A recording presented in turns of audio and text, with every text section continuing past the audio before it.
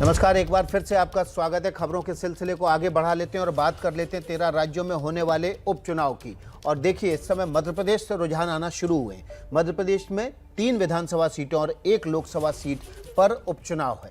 Khandwa Lok Sabha seat पर अभी कांग्रेस के उम्मीदवार राजनारायण सिंह पुन्नी आगे चल रहे हैं। फिलहाल जो 3 विधानसभा सीटें हैं उन सभी पे बीजेपी आगे चल रही है। तो शिवराज सिंह चौहान के लिए इस लिहाज से अभी फिलहाल जो है राहत की खबर है। एमपी में विधानसभा की 3 सीटों पर उपचुनाव है और इन सीटों पर अभी बीजेपी आगे चल रही है। मध्य प्रदेश की खंडवा लोकसभा सीट से कांग्रेस के राजनारायण सिंह आगे चल रहे हैं। बिहार की कुशेश्वर स्थान सीट से आरजेडी आगे हो गई है और इस वक्त पश्चिम बंगाल की दिनहाटा सीट से टीएमसी उम्मीदवार आगे चल रहे हैं। तो रुझान हम आपके सामने रख रहे हैं। सुबह 8 बजे मतगणना शुरू हुई थी उपचुनावों की और धीरे धीरे करके अलग अलग राज्यों की रुझान आना शुरू हो गए। मध्य प्रदेश में खंडवा लोकसभा सीट से कांग्रेस अब आगे हो गई है।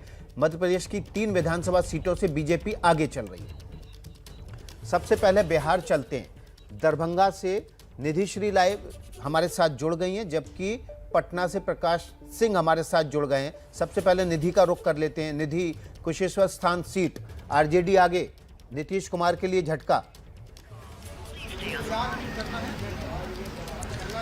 जी बिल्कुल, देखिए लगातार इस बात को कहा जा रहा था कि दोनों ही सीटें यानी कुशेश्वर स्थान और तारापुर विधानसभा सीटों पर आखिरकार कौन रुझान में आगे होता है। और देखिए अब जो है, अब मेरे हाथ में इस वक्त दूसरे राउंड की लिस्ट जो है वो आ चुकी है और दूसरे राउंड की अगर मैं बात करूं तो 4926 वोट जो है वो अब तक मिले हैं आरजेडी को और 4416 वोट जो है वो जेडीयू को, यानी 510 वोट से फिलहाल आरजेडी आगे चल रही है। पहले और दूसरे राउंड की गिनती वोटों की पूरी हो चुकी है और दोनों ही राउंड में फिलहाल आरजेडी आगे चल रही है। जबकि तीसरे नंबर पर गौर करने वाली बात यह है कि तीसरे नंबर पर एलजेपी है। कांग्रेस जो है वो चौथे नंबर पर फिलहाल दिख रही है। तो दोनों ही राउंड में आरजेडी आगे है और कहीं ना कहीं ये जेडीयू के लिए आगे, अगर रुझान इसी तरीके से बढ़ते चले जाते हैं वोटों में, तो ये जेडीयू के लिए बड़ा झटका माना जा सकता है। जी, निधि बता रही है कि 2 राउंड के बाद आरजेडी आगे चल रही है।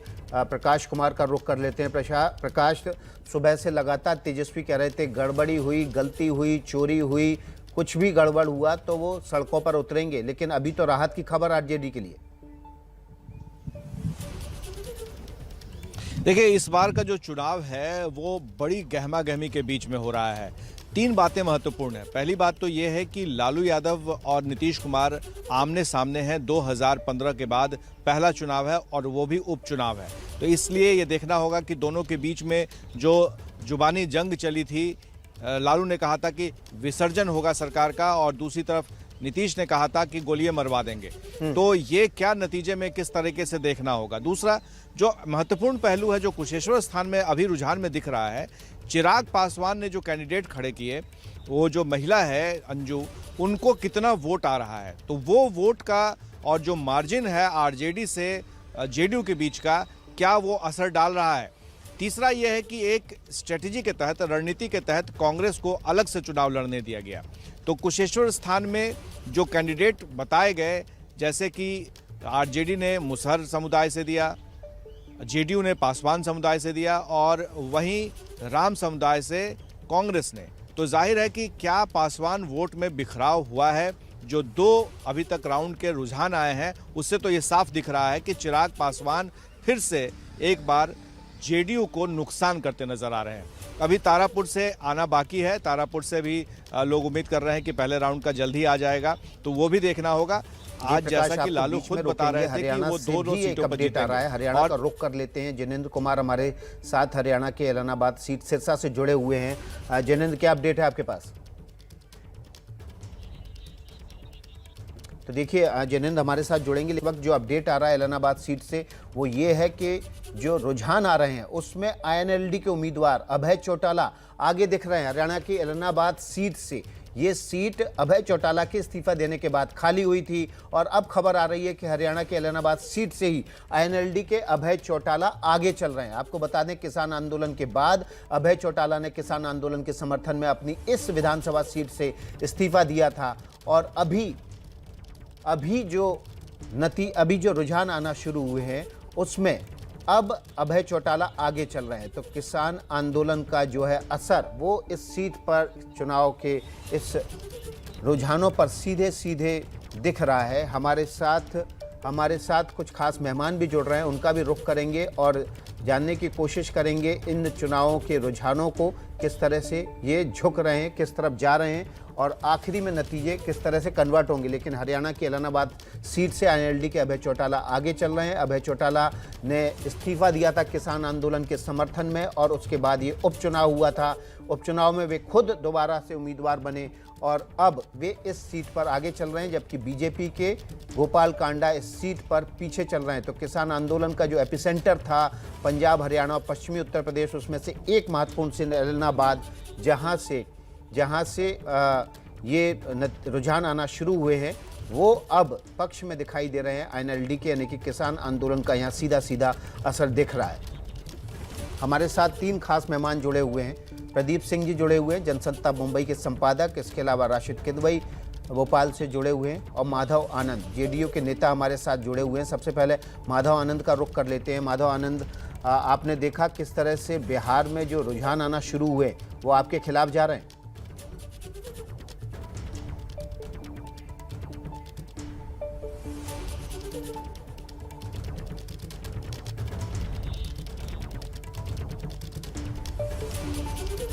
मुझे नहीं लगता है कि हम लोग के खिलाफ जा रहा है। अभी तो ये रुझान है और रुझान परिणाम में परिवर्तित होगा कि नहीं होगा ये तो आने वाला वक्त बताएगा। लेकिन जो स्थितियां बिहार में हैं, जिस तरह आदरणीय नीतीश कुमार जी के नेतृत्व में बिहार सरकार ने जो काम किया है लगातार 17 सालों से, उस सबको पता है। और जो पूर्व की सरकारें ने जो क्या किया था, कितनी चीज़ें जो है सो वहाँ हुई थी, क्या डेवलपमेंट हुआ था, वो भी बिहार की जनता को पता है। मुझे लगता है अंततोगत्वा परिणाम हम लोग के पक्ष में आएगा, इसमें कोई दोमत वाली बात नहीं है। और पुनः दोनों विधानसभा का जो उपचुनाव बिहार में है, तारापुर और कुशेश्वर स्थान, दोनों पे जो है जनता दल यूनाइटेड के उम्मीदवार को बिहार की जनता जो है निश्चित रूप से चुनने का काम करेगी, ऐसा हम लोग विश्वास रखते हैं। लेकिन जब तक रिजल्ट नहीं आ जाता तब तक हम लोग अहंकारी तो है नहीं कि हम लोग ये दावा कर सकते हैं कि दोनों सीट हम लोग जीत जाएंगे। लेकिन ये पूरा विश्वास है आदरणीय नीतीश कुमार जी में, जिस तरह बिहार की जनता ने पहले भी आस्था व्यक्त किया है और आगे भी आस्था व्यक्त करेगी, ऐसा हम लोग विश्वास रखते हैं। जी, तो हमारे साथ मृत्युंजय तिवारी भी RJD के नेता जुड़ गए, उनका रुख कर लेते हैं। उम्मीद जता रहे हैं माधव आनंद, मृत्युंजय, कि हम तो जीतेंगे, रुझान कुछ भी कहें।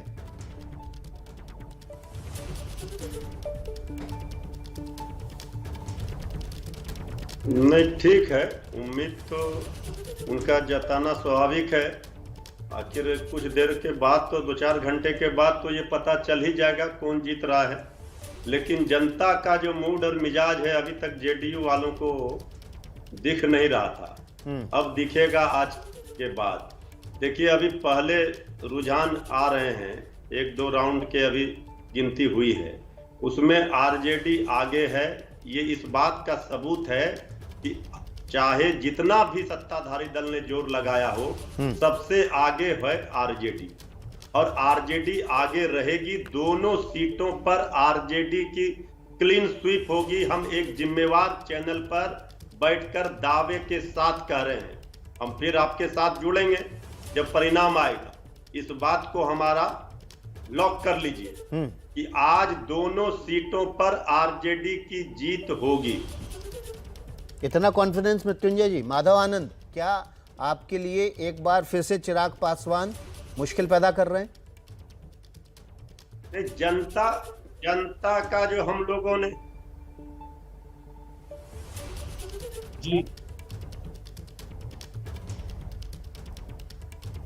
मुझे नहीं लगता है कि चिराग पासवान जी या कांग्रेस या कोई मुश्किल क्रिएट कर रहा है।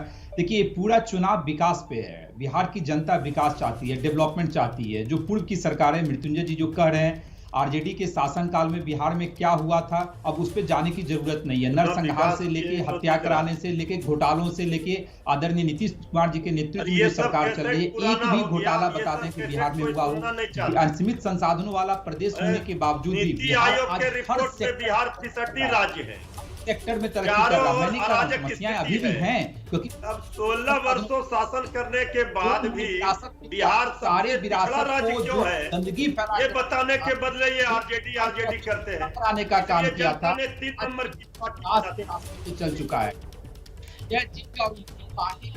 तमाम जनता ने 3 नंबर की पार्टी इसलिए बनाई ना आपने बिहार को बर्बाद कर दिया। सरकार बनाने का दावा कर, इसके बाद कभी भी कांग्रेस से अगर अलग हो जाएंगे, शर्म कभी नहीं है, कांग्रेस के समर्थन से जनता सरकार बार-बार बनाएंगे, नकार तेजस्वी जी रही है। कभी दिन में ही शपथ लेने का तो काम कर लेते हैं। हास्यास्पद है आप लोगों का बयान। आप अपनी उपलब्धि बताते नहीं। बिहार की जनता आपने हर क्या चीज किया समझ 16 रही है। वर्षों में? आप लालू चालीसा, जनता तेजस्वी है। चालीसा पढ़ते हैं। आप अपना बताइए दोनों ना, बिहार आपने क्या काम किया? क्यों महंगाई चरम पर है? क्यों बिहार फिसड्डी राज्य है? माधव आनंद, मृत्युंजय तिवारी, शिक्षा के आप लोगों से गुजारिश है, आप दोनों स्काइप पर हैं। तकनीकी रूप से दोनों की आवाज कुछ सेकंड्स लेट आ रही है। अगर आप दोनों लोग एक दूसरे की बात को यहाँ पर एक साथ जवाब देंगे, दोनों की बात नहीं सुनाई देगी, हम भी नहीं सुन पाएंगे, हमारे दर्शक भी नहीं सुन पाएंगे। तो मेरा आपसे गुजारिश है एक बार में जिससे सवाल पूछा जाए वही जवाब दे, तो दर्शक भी समझ पाएंगे और मैं भी आपकी बात सुन पाऊंगा। मृत्युंजय तिवारी, आपके नेता लालू प्रसाद यादव, 16 वर्षों का हिसाब। जिनके शासनकाल को बीजेपी ने, जेडीयू ने हमेशा मुद्दा बनाया, बाई इलेक्शन में आपने उनको एक बार फिर से चुनाव प्रचार के लिए भेजा, अब तो बीजेपी और जेडीयू हमलावर होंगे ही।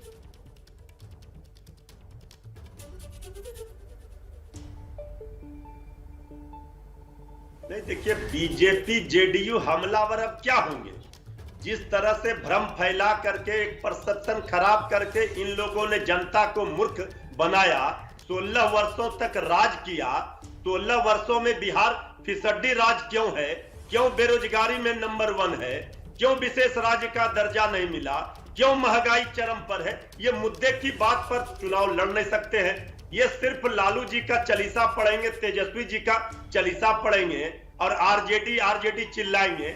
इस जनता के पेट में भूख लगी है, जनता नौजवान बेरोजगार है, महंगाई की मार से जनता परेशान है। जी माधव आनंद, फिसड्डी राज्य है। 10 सेकंड में और माधव आनंद 10 सेकंड में जवाब दीजिए। जा रहा है। मृत्युंजय जी, आपको रोकूंगा बीच में। कोई उपलब्धि 16 वर्षों की नहीं है, तो फिर ये किस मुंह से जनता से वोट लेंगे? जी जी। जी,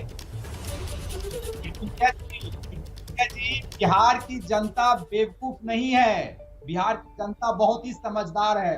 आप लोगों ने जो बिहार की जनता को ठगने का काम किया था, वो बिहार की जनता समझ चुकी है। हम लोग बिहार की जनता को कभी मूर्ख नहीं मानते हैं। बिहार अपने टैलेंट के बल पे आज पूरे विश्व में डंका बजा रहा है, चाहे दिल्ली हो, चाहे बॉम्बे हो, हर जगह। इसलिए बिहार की जनता का आपने पुनः अपमान किया मूर्ख का के, और बिहार की जनता आपको सुन रही है कि आपने बिहार की जनता का अपमान किया और उनको मूर्ख कहा। बिहार की जनता कभी मूर्ख चलिए, नहीं हो बहुत बहुत सकती। धन्यवाद माधव आनंद आपका। मृत्युंजय तिवारी, आपका तो रुझान आना शुरू हो गए हैं। कुशेश्वर स्थान सीट पर आरजेडी आगे चल रही है, तारापुर के रुझान आना बाकी है, और इस बार आरजेडी और जेडीयू आमने सामने हैं। किसकी बाजी हाथ आएगी, कौन फिर से एक बार यहां पर परसेप्शन की लड़ाई में आगे निकलेगा? छोटे से ब्रेक के बाद आपको बताएंगे मध्य प्रदेश और पश्चिम बंगाल के रुझानों पर। उपचुनाव में किस तरह से कौन सा दल, किस राज्य में कौन सा कैंडिडेट आगे चल रहा है। इस वक्त की बड़ी खबर है कि 3 लोकसभा के उपचुनावों में से मंडी लोकसभा में बीजेपी आगे हो गई है, प्रतिभा सिंह कांग्रेस की नेता पीछे हो गई हैं, जबकि खंडवा में भी बीजेपी आगे है, जबकि दादर नगर हवेली में शिवसेना आगे चल रही है। इस वक्त का अपडेट असम और बंगाल से। असम में 5 विधानसभा सीटों पर एनडीए आगे चल रही है, जबकि पश्चिम बंगाल में 4 विधानसभा सीटों पर टीएमसी आगे चल रही है। तो बंगाल और असम के उपचुनाव से ये खबर आ रही है, टीएमसी ने पश्चिम बंगाल में अपना झंडा गाड़ रखा है, जबकि असम में एनडीए और बीजेपी ने अपना झंडा गाड़ रखा है। मनोज्ञा लोईवाल ज्यादा जानकारी के साथ। मनोज्ञा, दोनों ही राज्यों में अपनी अपनी सरकार, अपनी पकड़ उपचुनाव में मजबूत करती हुई।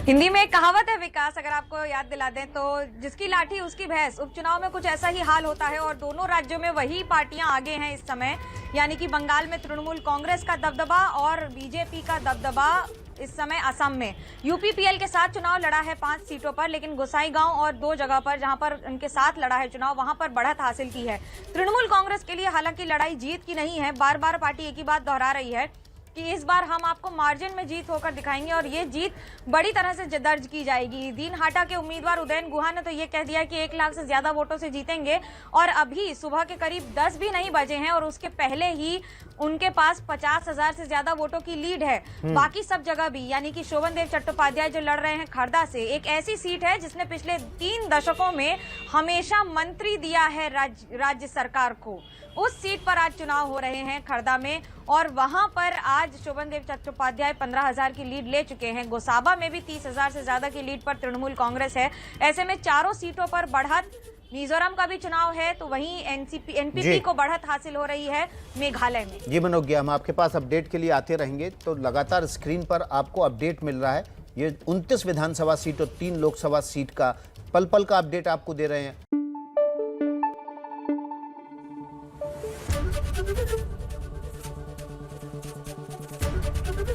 एबीपी न्यूज आपको रखे आगे।